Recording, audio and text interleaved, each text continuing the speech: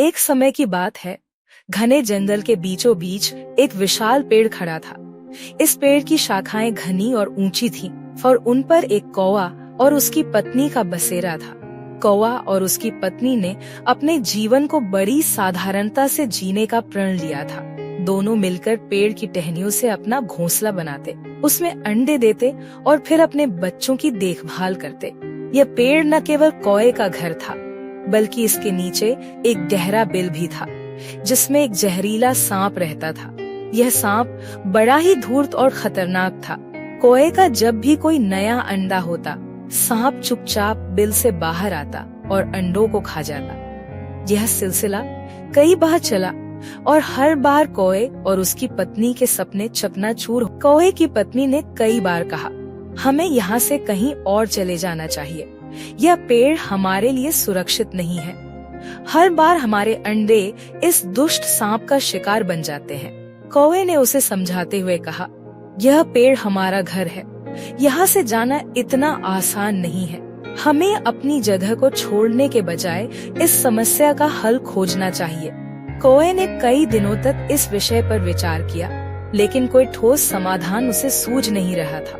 वह जानता था कि सांप शक्तिशाली और खतरनाक है और उससे सीधे टकराना संभव नहीं है। फिर एक दिन कौवे को एक योजना सूझी।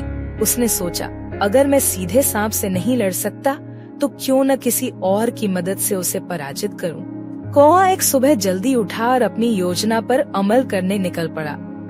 वह उड़ता हुआ राजा के महल की ओर गया। राजा का महल बड़ा ही विशाल और सुंदर था और वहाँ के बगीचे में अनेक प्रकार के पेड़ पौधे और फूल खिले थे। कौवे ने महल के बगीचे में रानी को देखा, जो अपनी दासियों के साथ टहल रही थी। रानी के गले में एक बहुमूल्य हार था, जिसे देखकर कौवे की आंखों में। कौवा धीरे धीरे उड़ता हुआ रानी के पास आया और झपट्टा मारकर उसके गले से हार छीन लिया। रानी और उसकी दासियां चौंक उठीं और चिल्लाने लगी, चोर चोर। लेकिन कौवा तेजी से उड़ गया और हार को लेकर वापस अपने पेड़ की ओर चला गया। रानी की दासियों ने शोर मचाते हुए महल के अन्य सेवकों को बुलाया और सभी ने मिलकर उस कौवे का पीछा किया। कौवा हार को लेकर पेड़ के पास आया और सांप के बिल के पास उसे गिरा दिया। इसके बाद वह वापस अपने घोंसले में चला गया और अपनी पत्नी को सारी योजना बताई। कौवे की पत्नी उसकी चालाकी को समझ गई और बोली, तुमने सही किया। अब देखते हैं कि आगे क्या होता है। थोड़ी ही देर में राजा के सेवक भी उस पेड़ के पास पहुंच गए, जहां कौवा हार गिराकर आया था। उन्होंने देखा कि हार सांप के बिल के पास पड़ा है। सेवकों ने तुरंत मिट्टी खोदनी शुरू कर दी, ताकि वे हार को वापस पा सकें। जैसे ही वे खुदाई कर रहे थे, उन्हें सांप दिखाई दिया।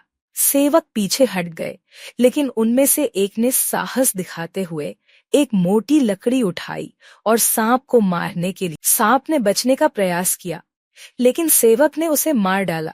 इसके बाद उन्होंने हार को निकाला और उसे राजा की रानी के पास ले गए। रानी बहुत खुश हुई और सेवकों को इनाम दिया। दूसरी ओर कौवा और उसकी पत्नी ने चैन की सांस ली। अब उनके अंडों की सुरक्षा हो चुकी थी। सांप के मारे जाने से उनका जीवन सुखमय हो गया था। इस तरह कौवे और उसकी पत्नी ने अपनी बुद्धिमानी से अपने परिवार को सुरक्षित रखा और अपने जीवन को खुशहाल बनाया। उन्होंने सीखा कि समस्या चाहे कितनी भी बड़ी क्यों न हो, धैर्य, विवेक और सही समय पर सही निर्णय लेने से हर कठिनाई का समाधान संभव है।